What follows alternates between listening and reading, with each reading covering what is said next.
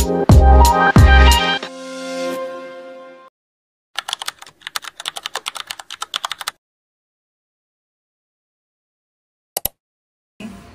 today we're going to play Don't Touch the Color or Color Avoidance. So here we have different colors of paper. So the players must not touch the right color.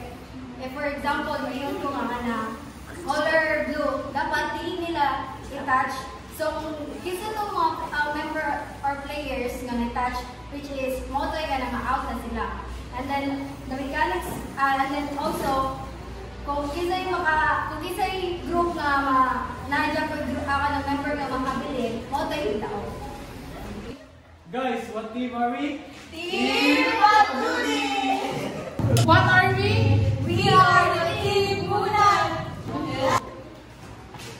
Green, yellow, blue, red, yellow, green, blue, yellow, green, blue, red. No? Ihon niya.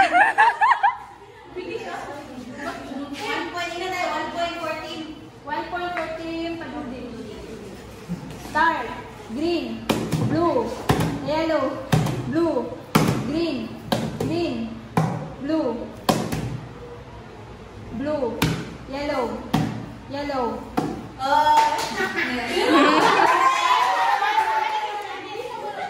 So 2.14 Padudi. Dapat taas pa sa green.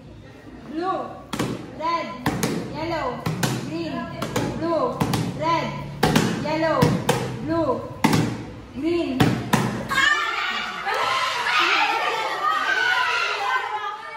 So 2 point lang po sa paduding ng sini nga group. Bunan! Usara kamot ha. Sarap kamot. Green. Green, blue, green, yellow, blue, red, yellow.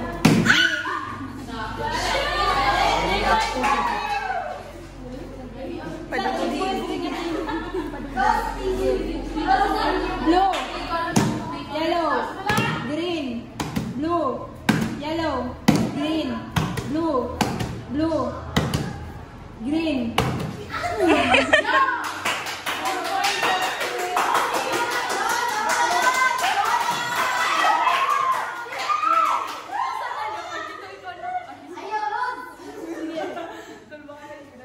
Green, blue, blue, yellow, green, blue, yellow.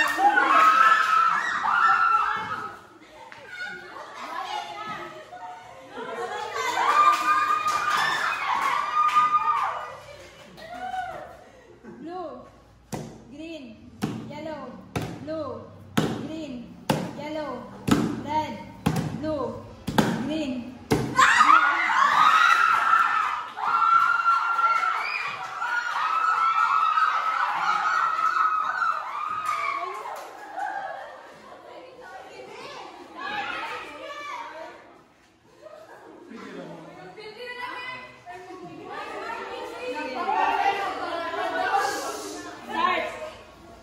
Red, yellow, blue, green, blue, yellow, red, blue, yellow, green, blue.